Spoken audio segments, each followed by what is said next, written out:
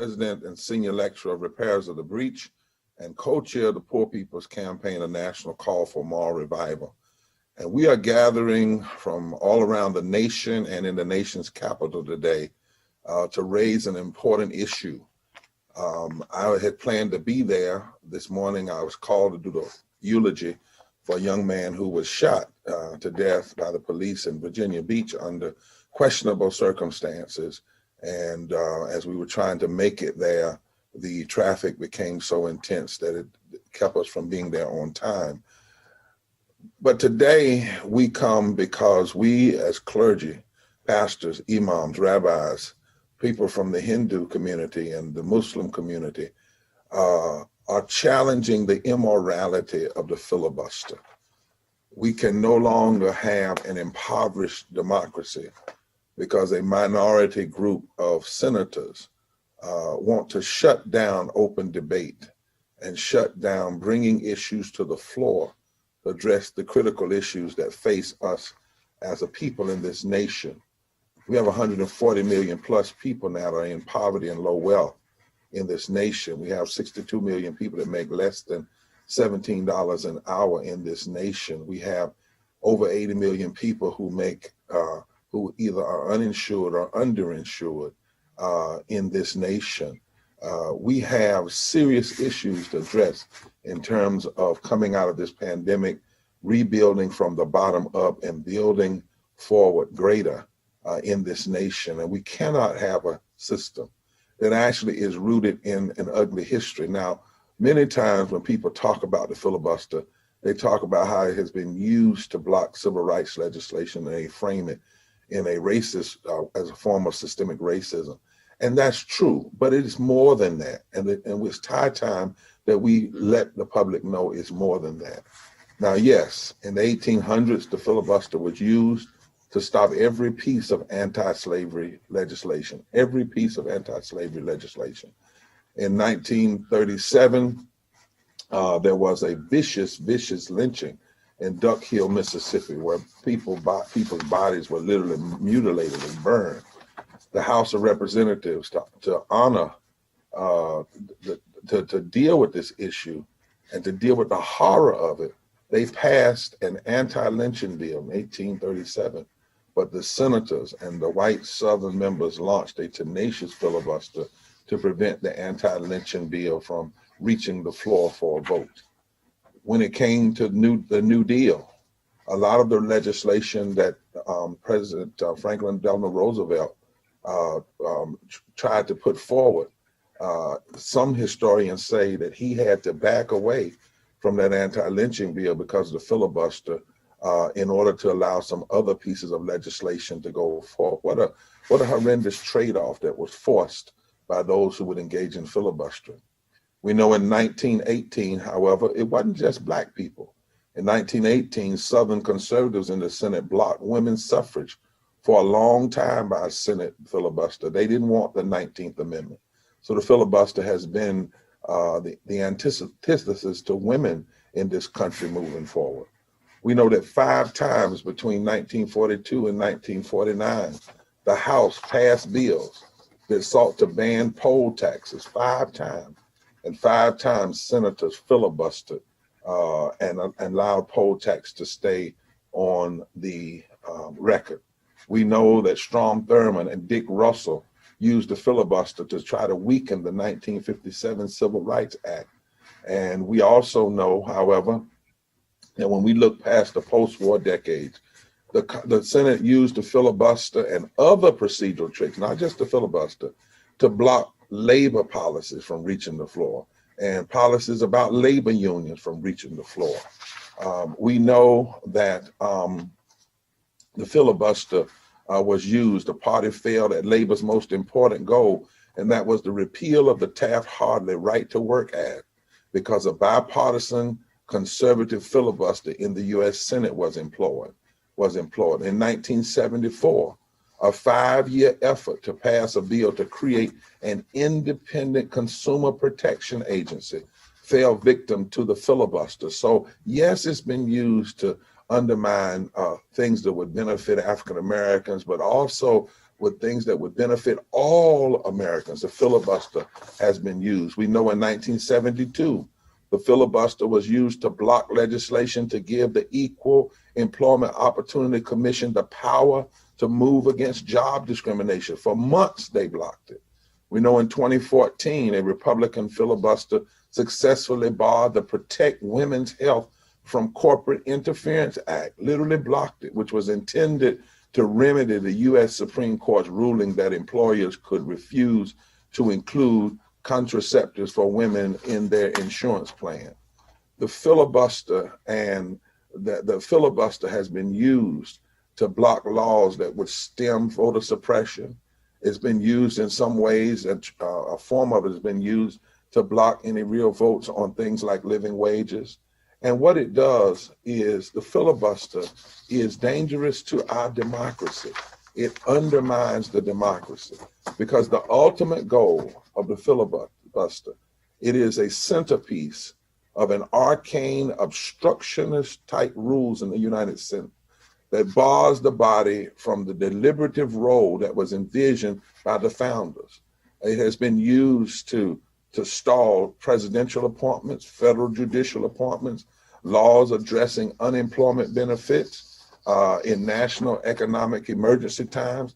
It's been used to block environmental protection measures, global climate measures.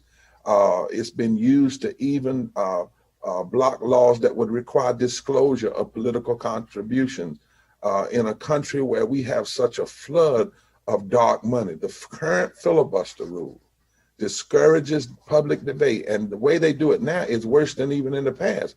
Because in the past, at least you had to go to the floor and keep the filibuster up. Today, if you simply say you don't have the 60 votes, there's not even a filibuster debate. And so people never really see. What the filibuster does is it blocks people from seeing, it blocks those senators' constituents from seeing where they really are. And at the end of the day, the filibuster is immoral.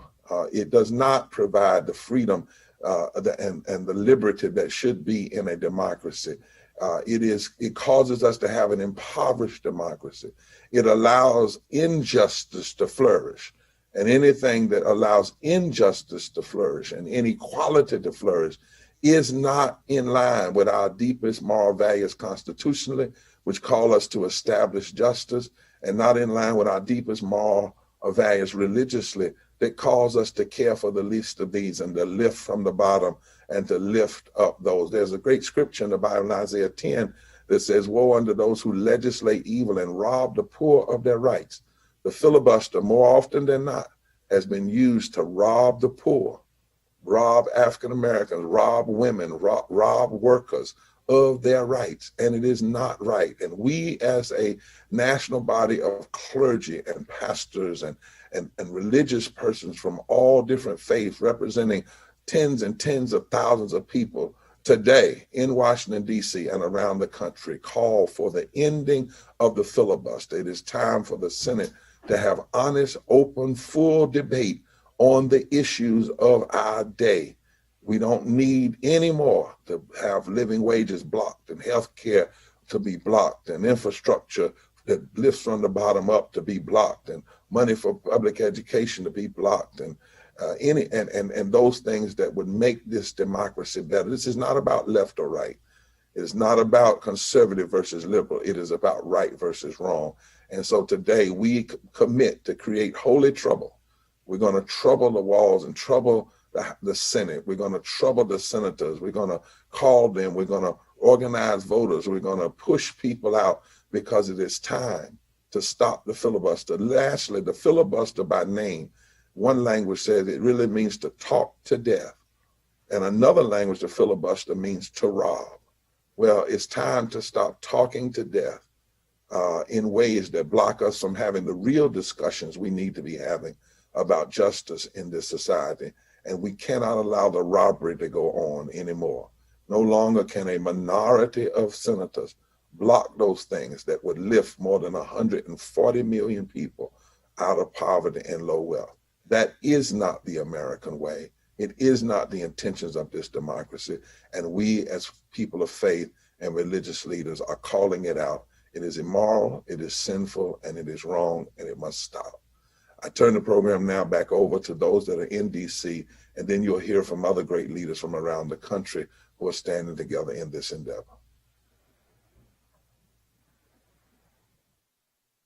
Go on anymore. No longer can a minority of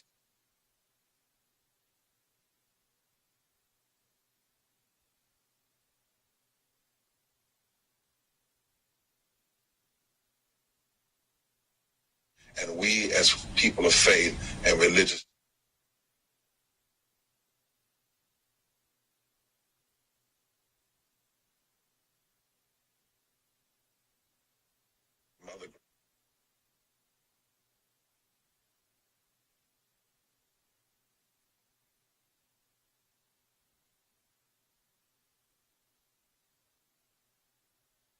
Theoharis. I'm the director of the Cairo Center for Religions, Rights, and Social Justice, and the co-chair of the Poor People's Campaign, a national call for moral revival.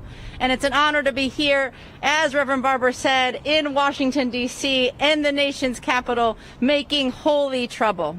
We want to hear first a note of welcome from Reverend Dr. Amy Butler, from interim senior pastor of this church that we're gathered in front of, National City Christian Church here in Washington, D.C., who's going to welcome us to this space, welcome us to this city where we're going to keep on making this holy trouble, keep on defending our democracy, keep on speaking out against the filibuster and voting for voting rights and for health care and for living wages and for everything that everybody in this society needs to thrive. So Reverend Dr. Amy Butler, thank you so much for welcoming us here and now welcome us even more to the program.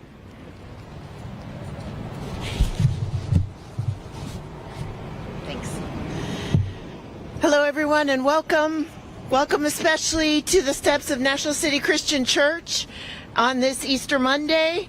As people of faith and good conscience, we are gathered here to do the critical and important work of justice in our communities. It is a mandate of our faith and of our conscience, and we are delighted to be here causing holy trouble and joining together to call for justice in our country. You are welcome in this holy place. Thank you for joining us today. Well, thank you so much, and we have a couple of other faith leaders that are going to help welcome us here, speak to the program here, and then we will, as a diverse grouping of people from across Washington D.C. and other parts of the country, we will read a statement also about a statement of conscience that we are called to make today, and we're asking everybody that's joining us online as well to also send this statement in to our senators, because they have to hear this moral cry for holy disruption and holy justice. But before we get to that, a pastor, a reverend who has done a lot of holy troublemaking here in the city and all across the country, I want to introduce Reverend Graylin Hagler to speak with us today. Yay.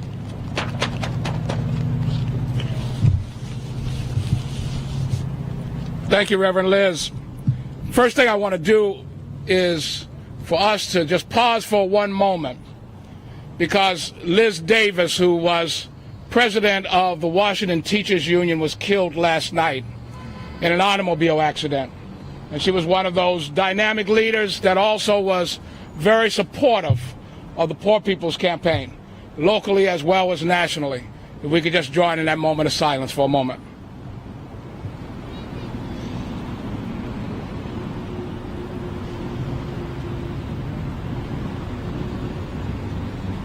Amen. And I lift up the spirit of Liz, because Liz was someone who was truly concerned about democracy.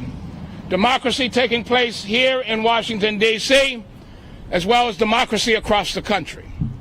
And as I preached yesterday in terms of Resurrection Sunday, it was not lost on me that it was the anniversary of the assassination of the Reverend Dr. Martin Luther King Jr.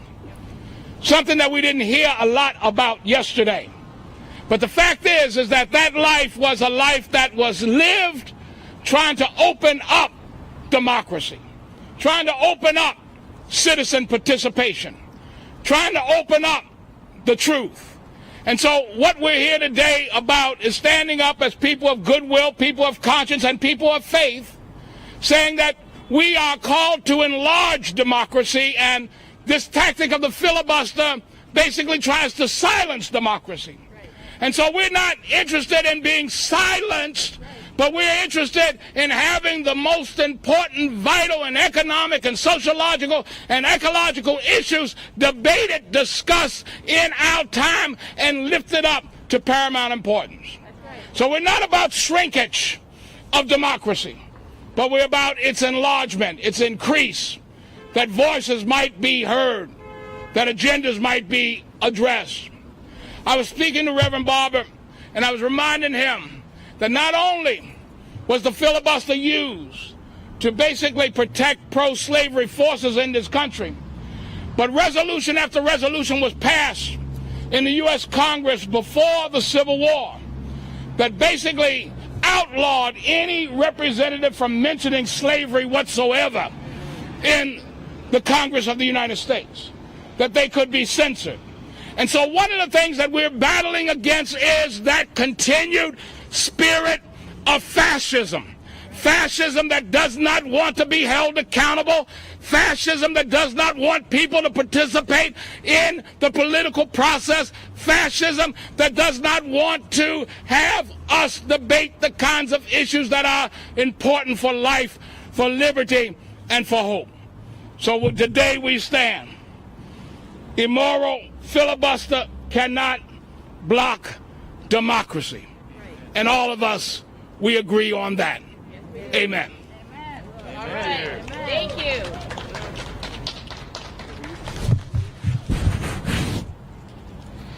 Indeed, we cannot filibuster democracy. And so we're here as people of faith, people of conscience from across this city and across this country, making sure that our voices are heard as we stand for justice, as we stand for voting rights, as we stand for living wages, and as we call on our senators to do the right thing, to stop blocking, to stop passing policies, as Reverend Barber said, that oppress the poor.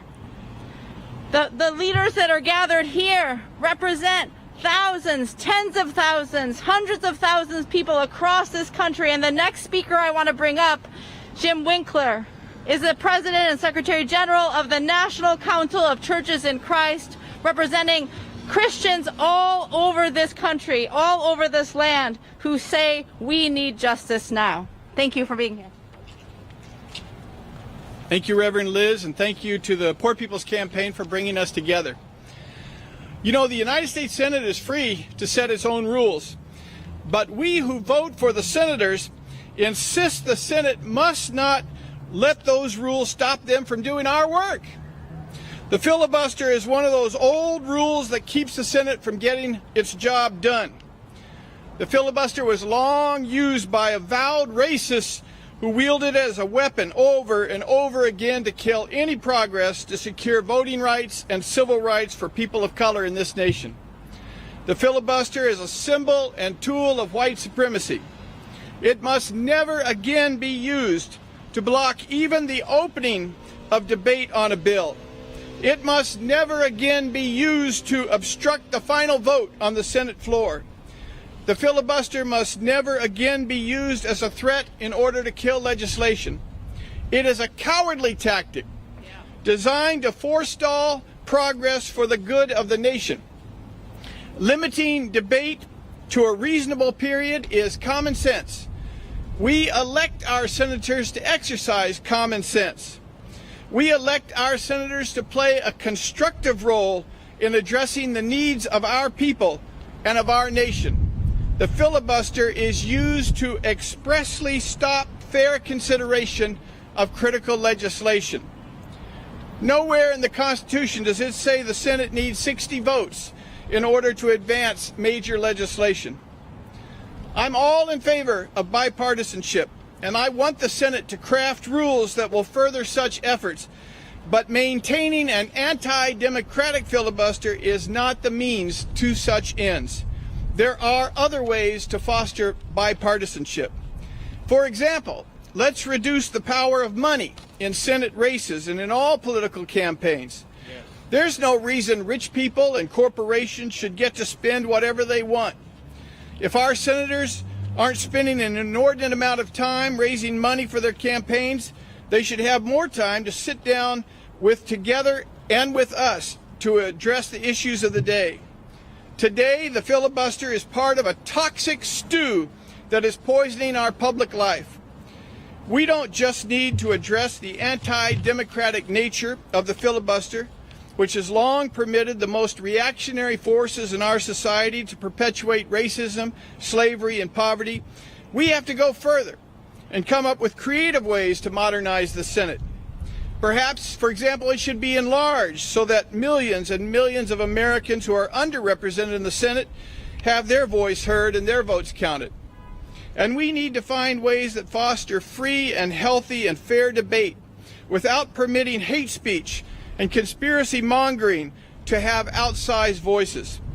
Let's deal forthrightly with hate speech in politics and on the internet, in television and radio. Once you're your speech and your Twitter and your broadcasts result in the storming of the Capitol or in hate crimes or in gun violence, then you must face justice. There must be consequences. The House of Representatives has already passed important legislation to empower and strengthen protections for workers, expand access to voting rights and bolster our democracy, protect the rights of LGBTQ people, hold law enforcement accountable in the wake of systemic racism, enact common sense gun violence prevention legislation, and reform our immigration system. House consideration of legislation to protect our environment and raise the minimum wage is anticipated soon. This legislation is going to make its way to the Senate. The Senate must do its job and stop using outmoded rules to hold up progress. That's right. Thank you. Amen. All right. Amen.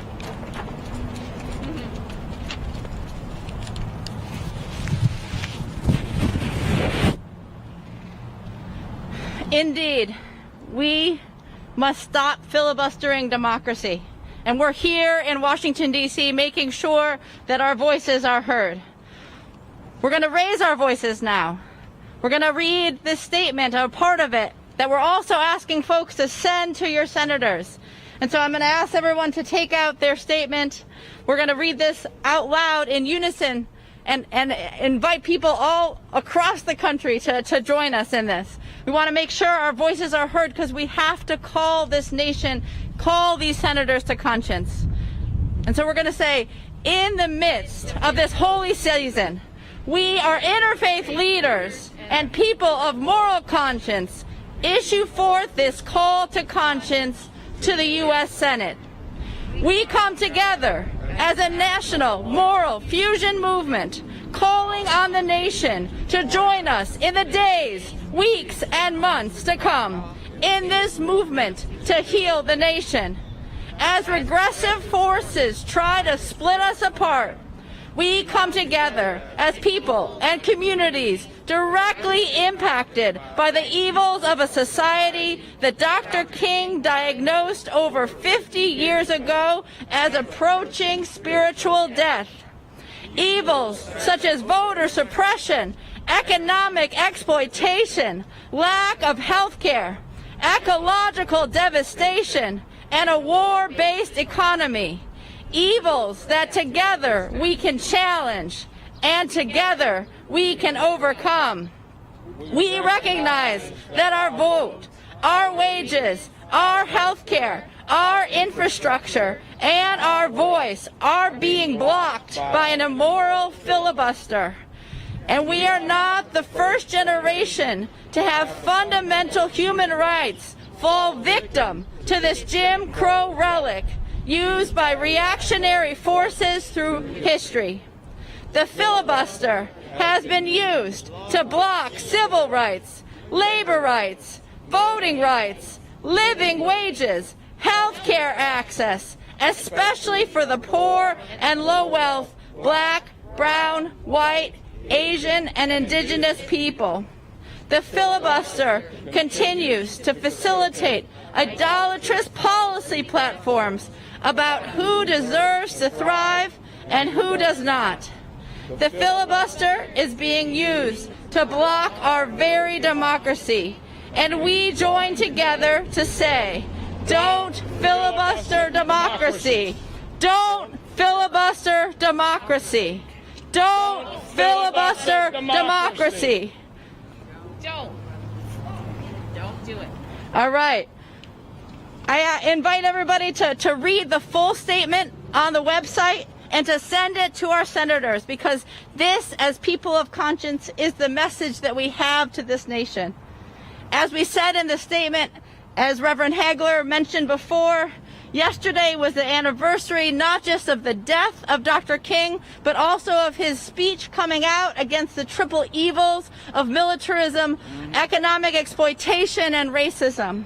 And he said in that speech that he came because his conscience leaves me no other choice. That we as a nation must undergo a radical revolution of values. We must rapidly begin to shift from a thing-oriented society to a person-oriented society. A true revolution of values will cause us soon to question the fairness and justice of many of our past and present policies. And that is why we're here today. We're questioning the fairness and the justice of the filibuster, the fairness and the justness of being able to deny voting rights and living wages and expanded health care to people in a nation when the vast majority of people support these things, when we say we're a nation that is built to pursue happiness and to defend this democracy and to give everybody a chance to thrive. And so we indeed also call this nation in this moment, in this holy season, that we must make holy disruption, holy trouble, and we must make sure that everybody across this country has the right to live, has the right to thrive, has the right to be able to express their vote and be a part of this democracy. Yes. And that we cannot do that with the filibuster intact. And so we, like people before us, have had to come together and stand out and stand up for justice. And we raise this moral cry, this moral voice with people of faith and conscience all across this country, because we know that we must move forward together and not one step back. Amen. So we're going to pass it back to the folks that are tuning in from online, but before we do that, we're going to say, don't filibuster democracy. Don't filibuster democracy. Don't filibuster democracy.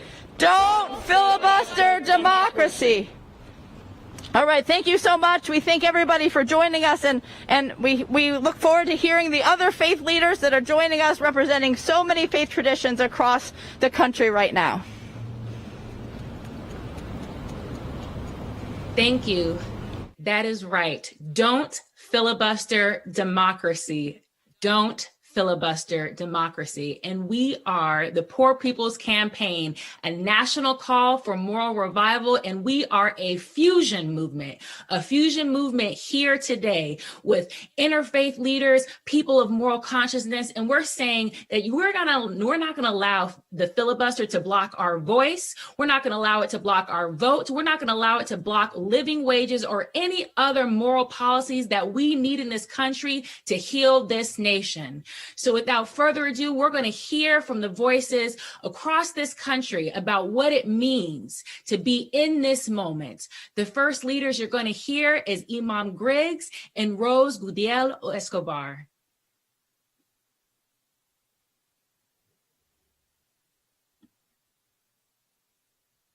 Assalamu alaikum. I greet you in the Muslim greeting of peace, which is actually a supplication, a prayer for peace, which we need so much in the world today. Holy trouble is the path of the prophets, it's the path of the righteous, it's the path of people of conscience. And I'm so grateful to be able to experience this attempt to stop, break up this indecent attempt to deny the expression of legislation that is beneficial to historically deprived and denied populations. It is an immoral use of words. The tongue can be used for good. You can call people to righteousness, or it can be used in a manner that the filibuster has been used in this country to deny rights and access to the people to their human rights and citizenship rights. Muslims are about to enter the month of Ramadan in a few days. It's a month of denial in terms of denying ourselves of eating food during the daylight hours. But it's also a time where there's a heightened consciousness about the use of the tongue. What are we using our tongues for? It can be used for good or for bad. This filibuster has historically, and as long as it exists, will continue to be used for bad, will be used for that which is not beneficial to humanity nor pleasing to our Lord. So the Muslim community joins with everyone in calling for an end to this indecent use of words and expression called the filibuster.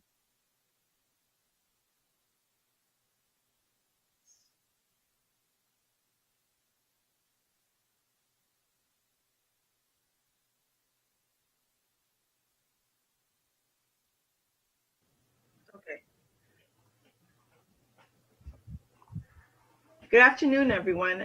Thank you for having me here. My name is Rose Goodale Escobar. I am one of the quad chairs of the California, the Poor People's Campaign, and also a member leader of SEIU Local 1000. We represent 96,000 state employees. And I wanted to say one of our biggest wins in our last contract was having no employee make less than $15 an hour. We know the importance, but we know that it's not enough. That in order for us as people to have a true living wage, we would have to be closer to what inflation has brought us up to like $23 an hour, and we're not even there. You know, we know that this is the moment that we can make this a reality. The same way that we made a reality of what happened in Georgia, the same way that we made a reality of how we changed our current administration to putting folks there that claim they will be there for us and will do things to support us. But we know history. We know that the history tells us that once we get to this point, we get to this third Reconstruction, which is where we're at. Those that are threatened by us poor and low-income people that flex their power and actually voted, that takes us into what the same tactics that they've used years and years and years, and that is about using the filibuster and the voter suppression. You know, here in the state of California, we are very liberal, but even here, we're starting to see that. We have two bills that have been set forth, SB 511 and SB 597, again, trying to do the same thing because they know that we have the people power to move things the way we've shown. So as we say, we as the people need to continue to stay woke. We need to continue to hold these elected officials accountable to what they promised us. They promised us to pass laws that lift from the bottom, including voter protection laws. We know that history does not repeat itself. We repeat history if we don't learn from it and actually change the outcomes of what we the people need. Thank you. Thank you. Thank you all for being with us today. I'm Alvin Jackson. The title they've given me is Senior Strategist to the Faith Team. It just means that I'm old, but I'm happy to serve with Reverend Casimir, Dr. Adam on the Faith Team. And the next voice will be that of one of the tri-chairs of the Wisconsin State Coordinating Committee, Moses Hernandez McGavin will speak to us. Moses? Hi, everyone. Thank you so much for having me here today. Just yesterday, Christians celebrated the resurrection of Jesus of Nazareth, who was crucified, an execution reserved in ancient Rome for only the most dangerous political prisoners of the time. And we have to ask ourselves, what was Jesus's crime? What had Jesus done to be, in the eyes of the empire, so deserving of such a humiliating, public, painful, and unjust death? He was doing the most dangerous thing in the face of the empire. He was building power, a collective moral fusion movement that would rise up and challenge the powers that be. He was organizing poor fishermen and developing them into powerful leaders because poor fishermen in ancient Rome had nothing to lose. And so we must ask, what is the crime of the poor and the dispossessed today? What is the crime that warrants such policy violence and the filibusters put forward by the empire? Is it that the poor and the dispossessed are building power and shifting the narrative? Is it that the poor and the dispossessed are developing many leaders, creating many Peters and many Reverend Dr. Kings? Is it that the poor and the dispossessed are crying for power, are fighting for rights, and are no longer accepting crumbs in the midst of abundance? We see you, senators, those who filibuster, hiding behind the wicked power of the empire, and we will remember your names, just as we remember the names of those who filibustered the Civil Rights Act of 1964. The 140 million poor and dispossessed strong will remember your ties to the empire, your wicked commitment to profit over people, and your undying commitment to unjust laws and oppressive decrees. The 99% will not forget, and neither will God. Which side are you on? Thank you, Moses. Thank you. And my apologies, Dr. Winsler. I didn't see you in the gallery, but we welcome now Dr. Winsler Nosey, former chairman of the San Carlos Apache tribe. Dr. Winsler. Thank you, Dante, to everyone out there listening. I just want to say thank you for the opportunity to take part. You know, for over 45 years of working really hard on these changes, it's really good to see the voices being spoken across this country about healing. And for, you know, the devastation that took place over 500 years to our people has really been a life of a misunderstanding and life of struggle ever since then, and into what is the federal policies today. And to know that over 150 years ago, our leaders signed an agreement with the United States to keep the Holy Lands holy here. And now we are in battle throughout this country to maintain our holy and sacred sites. I just came off the mountain, and that's where I've been over a year and a half, praying for the Poor People's Campaign as well in this movement of healing, because as Reverend Barber says, the narrative has to change. And if it doesn't change from the perspective of the Indian people, is that, you know, we're walking a road that will diminish us all, because without the environment, there's no life.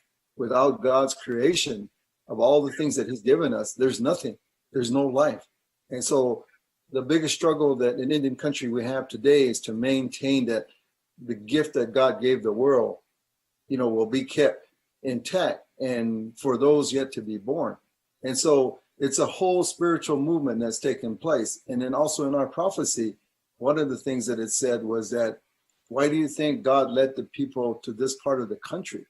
Because there has to be healing around the world. And what we see is that as it is today, you all allowing me to be at the table, is that we have to be at the table, because the morals and integrity and the culture of the world is out of balance. And we need to bring that back into balance. And we are a big part of that, because when you see me, you see yourself of where you all came from, what your people had to endure on colonization and capitalism. Those are the problems we all have today. And us Indian people, we're just trying to stop and not be sucked into that way of life, because the religion comes from the community and comes from your family, the family that ties across this world of how the world is supposed to be spiritually. And so we're hated for that. Today, I'm hated because of protecting a holy and sacred place from the United States given to a foreign mining company, Resolution Copper. And my life is threatened today, and I have to be protected today to live every day to continue this fight. And it's because of colonization and capitalism, the very thing you all speak of the fight that we're fighting to change the narrative, to change it to the way it should be, and to redo the first chapter, because the chapter is where all the sins have created this, what we call America, to where it is today. So for today to be in this little part and have this little part of the narrative, you know, I want to thank you, because it is the beginning. It is the new beginning. And to have us at the table is the most crucial thing, because I speak from the religious part of the prophecy, is that we have to be at the table. But if we're denied, then you all are starting from the second and third chapter. You have to start from the first. So again, I want to thank all the people and the Poor People's Campaign who's worked really hard with us on this issue. And I thank you for that. And I'll continue to pray on that, because what is evil in this world comes 2-3 times stronger at us to change this way of life for the betterment of what God created, not only us, but the Mother Earth itself that it created. So we are hated for that. And that's why it's so important that we continue to pray and keep in that spiritual road. So thank you to all of you who have heard me. Thank you. Thank you, Dr. Nosy. Thank you, Moses. The next voices you will hear is Hari Venkatachalam, MPH and board member of Sadhana Coalition of Progressive Hindus, and Rabbi Michael Pollack from the Pennsylvania Poor People's Campaign and March on Harrisburg. Hari? Hello, namaste, namaskar. I want to thank everyone for joining us, and I'm here on behalf of Sadhana Coalition of Progressive Hindus. Every voice that I've heard is so filled with passion, so filled with stories, and so I'm here to share a little bit of my story as well, especially in this time of the pandemic. I've watched so many of my friends and loved ones sink into poverty, live in fear of financial insecurity, health insecurity, because we as a nation do not have the networks to protect our citizens when the times get rough. And this honestly always hurts the most vulnerable, the people of color, our Native and Indigenous brothers and sisters, our LGBTQ+ family. So I'm now here to also call on my fellow Hindus to speak up. And we call on our senators to act, not to shirk their responsibilities through inaction. We call on them to act on legislation to empower the poor of our nation, provide them health, shelter, food, everything that we deserve just simply because we are human. And at this time, I'd like to think of a quote from the Bhagavad Gita, something that's very dear to my heart, from chapter 6, verse 32. Lord Krishna says, I regard them to be perfect yogis who see the true quality of all living beings and respond to the joys and sorrows of others as if it were their own. This is what we call paradukha dukhi, to feel and experience the joys and pains of others. And during this time, I've really felt all the pain that every single person has spoken about. So I experience your pain, I stand with you, and I'm now calling on our senators to do the same. Feel our pain, feel our joy, share in this moment, act. Namaste, thank you. Hello, everybody. It is so good to be with you all. 53 years ago and 11 days ago, Rabbi Abraham Joshua Heschel stood before a convention of rabbis and said that Martin Luther King Jr. is proof that God has not forsaken the United States of America. And 10 days later, he was assassinated in cold blood. Today, the Poor People's Campaign gives me that hope, gives me that faith that God has not forsaken the United States of America, that through action, through moral fusion organizing, there is hope. 1800 years ago, Shimon ben Zoma declared that the most important verse in the Bible is that we are all created in the image of God. Every human being has dignity, everybody has a right to live, and every voice deserves to be heard. Democracy is when we come together in a perpetual encounter to solve our problems and create a better world. Democracy is an all-inclusive covenantal relationship where we hear each other and honor the dignity of every voice and every vote. Anti-voter laws are an attack on the spark of the divine that resides in every human heart. The filibuster cancels the voice of everybody across the country who voted for their senator to do the work of public service. It makes our democracy a cruel, members-only country club where the basic needs of the workers are not heard. 2,000 years ago, Hillel declared that the most important verse in the Bible is to love your neighbor as yourself, the golden rule. But when anti-voter laws keep us from hearing each other, when you and your neighbor can't vote, when even the Senate can't vote because of the filibuster, we end up following the wrong golden rule. In the inevitable and official indifference that follows suppressing votes, we are not governed by love your neighbor like you love yourself. We are governed by the idolatrous golden rule. The guy with the gold makes the rules, and those without the money to speak end up suffering. About 80 years ago, Rabbi Mordechai Kaplan declared that the most important verse in the Bible is a line from the prophet Zechariah. Not by might and not by force, but through spirit alone shall we all live in peace. Only through democracy can we win democracy. We are hard at work here in Pennsylvania organizing toward democracy. In November 2019, we passed vote by mail through our GOP legislature to be signed into law by our Democratic governor. And then in November 2020, some members of that same legislature tried to cancel and silence our mail-in ballots. And just this morning, there was yet another push for an anti-voter voter ID law in Harrisburg. We need to end the filibuster in the U.S. Senate because we here in Pennsylvania need national help. We need a federal intervention on voting rights. The Senate needs to end the filibuster, stop suppressing its own vote, and let itself vote so that we can all vote. Our democracy needs to honor every single person. We need to love and serve each other and not bow down to big money interests. And through moral fusion organizing and spirit, may we all live in peace. Amen. Amen. Thank you, Rabbi Pollack and Hari. The next voices will be that of the Reverend Jimmie Hawkins, Director of the Presbyterian Church U.S.A. Office of Public Witness, and the Reverend Dr. Beth Johnson, one of our faith leaders from Southern California. Reverend Hawkins.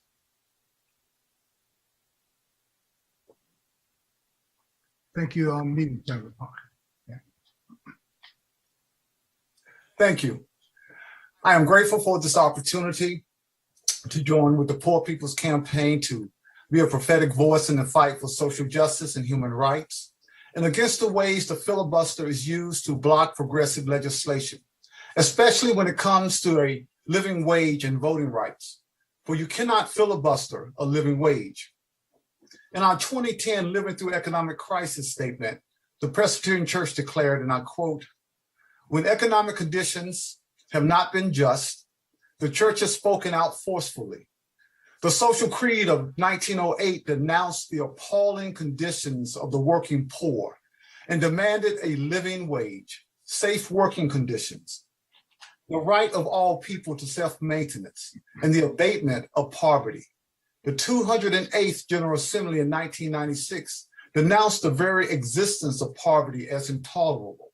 The church affirms that people must have the opportunity to participate in economic decisions that will impact them. Thus, the church has long endorsed the right of all workers to choose to organize for collective bargaining. We as Christians are called to envision a new economic paradigm, a new way of incorporating biblical values into economic life. We do not work to earn money for social status. Rather, we work to help our neighbors and give glory to God. We do not see wealth as a reward and a license to consume, but as a social responsibility. Therefore, we proclaim that you cannot filibuster voting rights, especially in light of the voter suppression in the state of Georgia, which is contrary to the teachings of our faith. And through our 2008 Social Witness Policy Statement, Lift Every Voice, we call for a constitutional amendment to guarantee every American citizen the right to vote, national and universal voter registration, voting by mail, early voting, strengthening absentee ballot voting, greater accessibility for the disabled and minority language voters, to create a national paid holiday for voting, enforcement of the Voting Rights Act, the rejection of voter ID requirements. We are here as a people, as a denomination, as people of faith, to stand with the Poor People's Campaign in this fight to make America the country God intends it to be, a place where people are paid fairly and allowed to vote justly. Thank you. Friends, it is good to be together this day as we gather, some of us in person, others across space and time for this Moral Mondays, to witness to the need for just and moral policies to guide our governance. Unitarian Universalism affirms the inherent worth and dignity of every person, justice, equity, and compassion in human relations, the right of conscience and the use of the democratic process, the goal of world community with peace, liberty, and justice for all, and to working to dismantle white supremacy and build a beloved community. These principles guide us, and love calls us. In the spirit of the Reverend James Reeb and Viola Liuzzo, Unitarian Universalists, who were killed while fighting for voting rights, we are called by love to show up and to speak up for voting protections. We will not let up. Love calls us to reform a system of filibuster designed to obstruct just and moral policies. We will not let up. Love calls us to show up, to speak up for living wages. We cannot rest while our siblings toil in a system designed to foster income inequality. We will not let up. In this interdependent web, none of us is free unless all of us are free. This is why Unitarian Universalists answer the call of love with the Poor People's Campaign, a national call for more revival in fighting for just and moral policies. We will not let up. We will build this fusion movement together, and together we will see just and moral policies enacted. Beloveds, we will not let up. Thank you, Reverend Hawkins, and thank you, Reverend Dr. Johnson. Now, the next voices you will hear is that of Rabbi Sharon Brous, Senior and Founding Rabbi of the CAR, and Senior Bishop Lawrence Reddick, Chief Operating Officer of Christian Methodist Episcopal Church. Thank you so much, Reverend Brown, and thank you, Reverend Theoharis and Bishop Barber, and colleagues and friends from around the country. I'm so honored to be with all of you today. I want to share that at 4:30 this morning, I was awakened out of bed with a start. I live in Los Angeles, and there was a pretty sizable series of earthquakes that struck in the middle of the night. So I jumped out of bed and I ran to check on my kids while the whole house felt like it was shaking off of its foundation. I've lived here in this city for about 20 years, but I'm an East Coaster born and bred, so I'm still not used to earthquakes. And yet when the tremors started to hit early this morning, I realized that they felt strangely familiar to me because, in fact, we've been living through tremors far more violent and dangerous than the ones that we experienced last night for the last several years now. Over the course now of several years, we've been receiving these cascading crises that have been leaving us all feeling not only tired and dispirited, but also disoriented and knocked off course. I think actually that we are living through a time of tectonic shift, a time in which the ground beneath our feet is stirring with a kind of growing wakefulness to the calamity of what it means to live in a home that has been built on a rotten foundation, a foundation of racial injustice and violence, with systems running all aspects of our lives that were designed to perpetuate those injustices. Our nation is trembling right now with the growing awareness of the heretical misread of our religious traditions, driven not by love of God and country, but by worship of power, that leads to the kind of brazen abuses of power that we're witnessing in the voter suppression legislations in Georgia and Texas and states all around the country. The country is awake now, finally awake to the mechanisms of fear and division that led to the kind of violence and brutality on trial in Minneapolis last week and this week, revealing to the nation and finally to the world the failures of those systems, which were designed to ostracize, to criminalize, and to dehumanize Black people and people of color. Now, in LA, some people are lucky enough to sleep through those nighttime quakes. But sometimes the tremors are so violent, they're so profound that everybody wakes up. And it strikes me that the tremors that are shaking our nation today are so rupturous. They're shaking everyone awake. In the face of the earthquake shaking our nation, we have the moral obligation today to pick up the broken shards and to build something new together, something different, something more deliberate, more intentional. We have the opportunity, the moral obligation amidst the rupture of our time to imagine and then to build a society that truly centers justice, equity, and human dignity, one that refuses to cower behind the filibuster and gerrymandering and other relics of Jim Crow and other manipulations that are cynically playing themselves out in this country in order to maintain power in the hands of the few at the expense of the many. Instead, we're called today to build a new foundation for our democracy, a truly just and loving society rooted in the knowledge that all of our liberation is tied up in one another. There is no sleeping through this earthquake. The epicenter of the earthquake may be in Washington, D.C., but the magnitude is so great that the tremors are reaching every city, every district, every state in our nation. It is our most fervent, faith-filled commitment to obliterate the filibuster and all systems that have maintained and centered white supremacy for generations, and then to come together to dream daringly of what could be. The very first and most important thing we learn about human beings in the Hebrew Bible is Vayivra Elohim et ha'adam b'tzelmo, b'tzelem Elohim bara'oto. All people are created in the image of the Holy One, thereby possessing innate dignity and inestimable worth. I ask God to help us hold this idea at the forefront, not only of our theological musings, but also our public policy. It's time to end the filibuster, to end voter suppression, to lay to rest, finally, the heresy of white supremacy in all its forms, and to imagine and manifest a democracy in which every single person is truly treated as an image of the Holy One, held with dignity, with grace, and with love.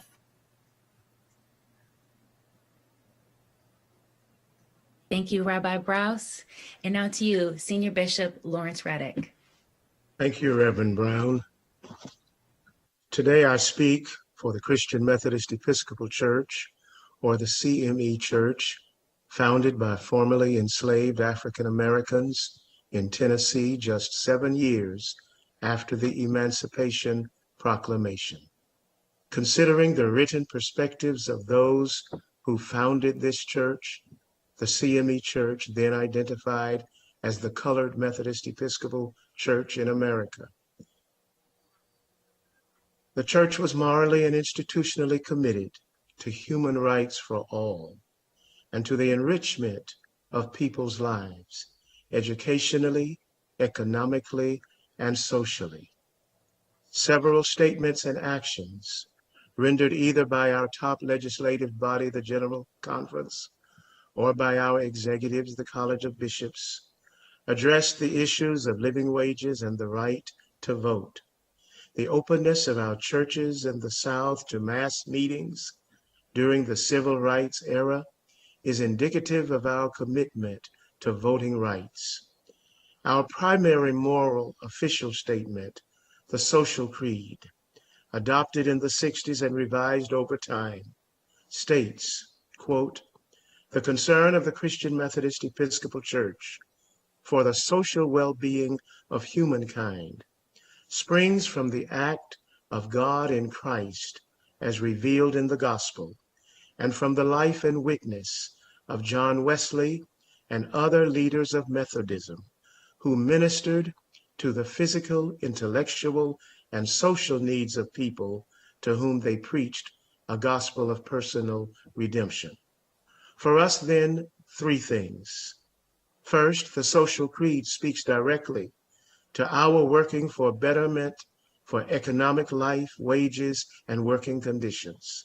Second, by our actions in support of Get Out the Vote campaigns, we have shown that we are in support of voting rights, including restoring voting rights to formerly incarcerated persons whose sentences are ended. And third, we are aware of how the filibuster has been used by racists and others in the nation's history to frustrate and negate the push for actions which work for equality. And with that awareness, the CME Church's College of Bishops officially supports the Moral Monday movement being led by Bishop Barber and the Poor People's Campaign. Please go to the website and write your senators. Thank you. Thank you, Rabbi Browse and my classmate, Bishop Lawrence Reddick, Senior Bishop of CME Church. Thank you all for being with us today. And as we near the conclusion of this program, just a word of appreciation, all of you joining us. Special word of appreciation, Reverend Rob Stevens and Reverend Casimir Brown, Dr. Adam Barnes, for leading this effort today, Zilla Wesley in DC, and our friends at National City Christian Church in Washington for making this day happen. Our last two speakers, the Reverend Carolyn Foster, ordained deacon in the Episcopal Church, and one of our leaders in the Poor People's Campaign in Alabama, and our friend and sister, and my general minister and president, the Reverend Terri Hord Owens of the Christian Church, Disciples of Christ. So Reverend Foster, and then the Reverend Terri Hord Owens. Thank you, Pastor Jackson. I wonder what is wrong with our elected leaders when they refuse to see or even acknowledge the pain and suffering of people they were elected to serve.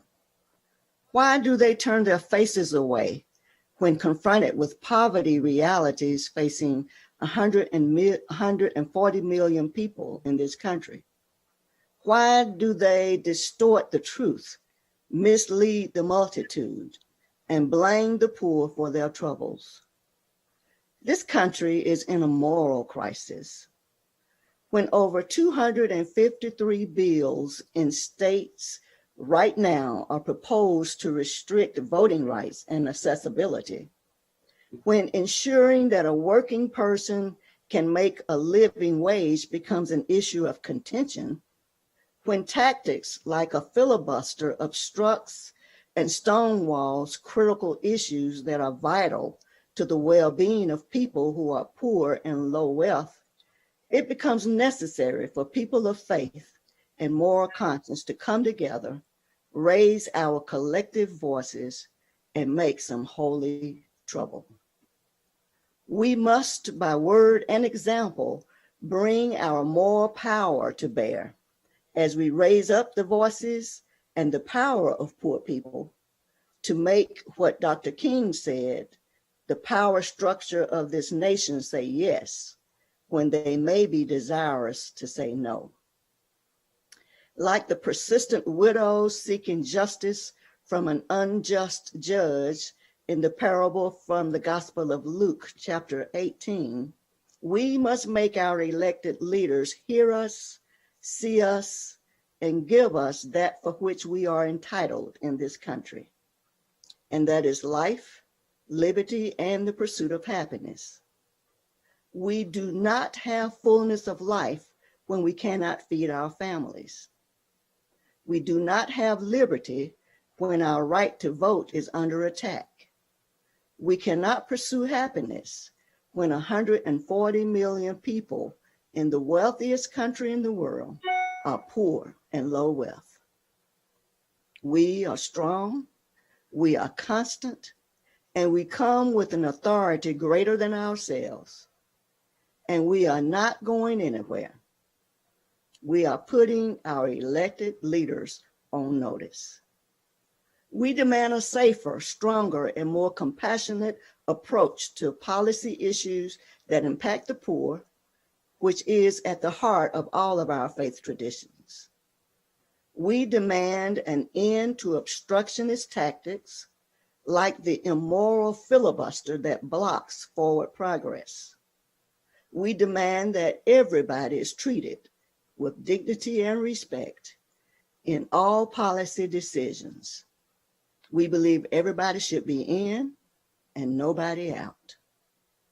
We know what is right and what is moral, and that is to do justice, love kindness, and walk humbly with one another. We must be truthful about the suffering in our country and address the systemic and policy issues that are creating that suffering. We demand to be seen, to be heard, and to be respected by our elected officials. We cannot continue or they cannot continue to turn their faces away from us. The time is now for just policy solutions to heal the suffering in our country. These are moral issues. Let it be so now. And I encourage everyone to go to the website and send those letters to your senators now. Thank you, Reverend Foster. Reverend Owens. Thank you, my brother, for this invitation to speak on this most important topic. As a Christian minister, I understand the work of justice as an active response to the commandment of Jesus to love our neighbor as ourselves. And right now, we need bold, swift, and courageous action to solve the problems in this country. As Dr. King said, 53 years ago yesterday, on the night of April 3rd, the night before he was assassinated, as he spoke to the nation about poverty, he said, we have the tools. We have the resources. What we need is the will. We are all diminished when any one of us is denied basic resources to sustain and flourish as human beings. We all need food, a living wage to provide that food, decent housing, healthcare, education that's not dependent on a zip code, the right to vote, the most precious right that ensures this democracy. And we all are endowed with those particular inalienable rights that the founders spoke of: life, liberty, and I believe not just the pursuit of happiness, but the ability to create a society in which all have enough. So when our citizenship is being threatened by bills that suppress the freedom of the people to cast their votes, and when our elected officials, our elected senators, institute rules like the filibuster that keep those very elected officials accountable to us, accountable to the people, from presenting any case for the passage of just laws, our humanity is insulted and our democracy is compromised.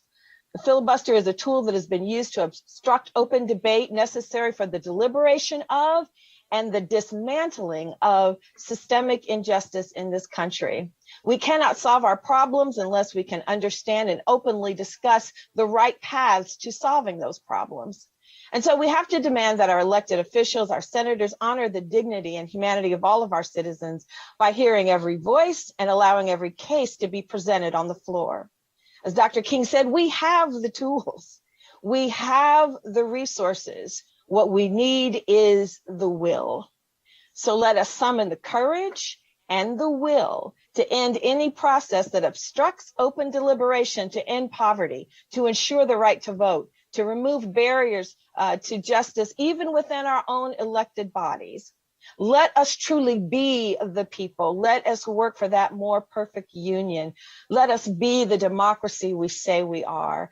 I encourage you to go to the website, to contact your elected officials and demand that they show not only the courage, but that they exercise the will to ensure that the processes of our democracy will allow free and open deliberation for just laws that will dismantle so many systems of oppression in this country.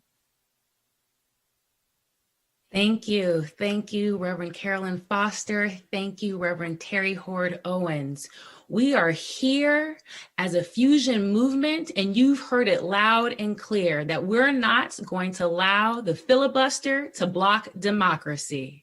We are not going to allow it to block our voting rights. We're not going to allow it to block our living wages. We're not going to allow it to block our voice, which is now we encourage you all to reach out to your senators, call them, send that call to conscience to your senators so they can hear our voices.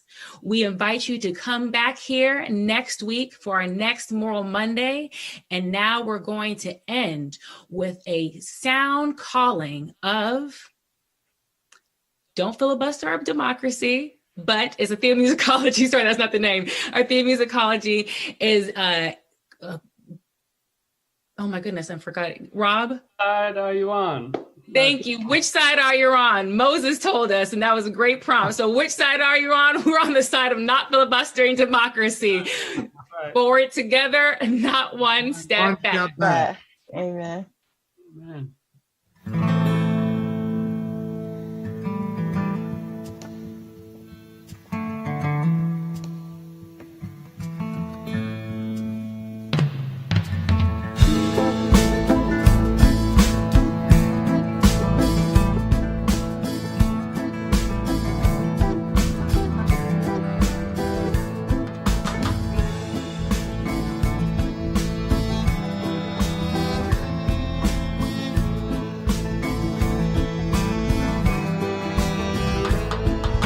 Today we face our future, and there ain't no neutral ground. You're either wide awake or fast asleep. Climate crisis is going down. Which side are you on now? Which side are you on? Which side are you on now? Which side are you on? In the capital, the governor's bosses, the polluters write the law. The lobbyists love their pocket while they serve corruption's call. Now the halls of power won't right to work, their union busting lies. We need working folks in solidarity and our labor organized. Which side are you on now? Which side are you on? Which side are you on now? Which side are you on?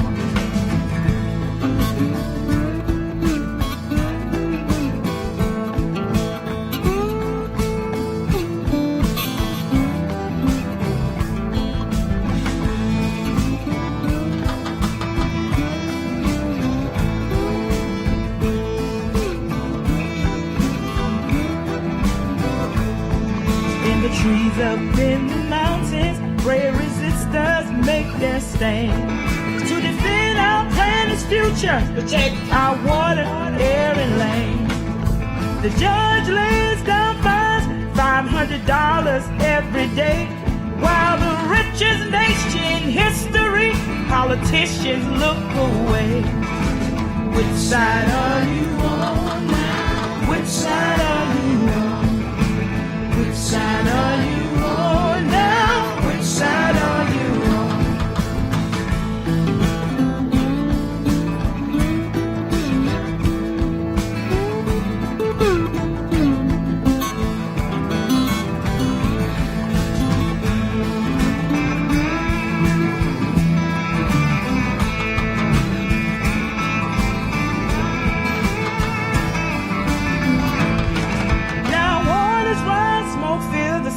There's a choice we gotta make.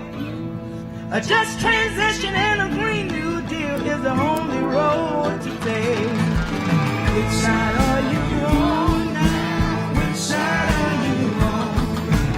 Which side are you on now? Which side are you on? Which side? Which side are you on now? Which side are you on?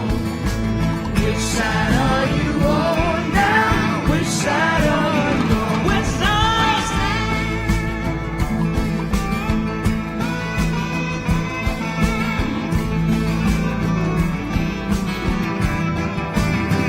Which side?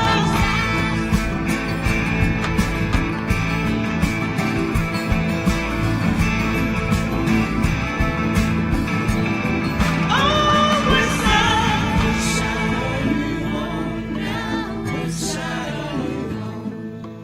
Which side are you on now? Which side are you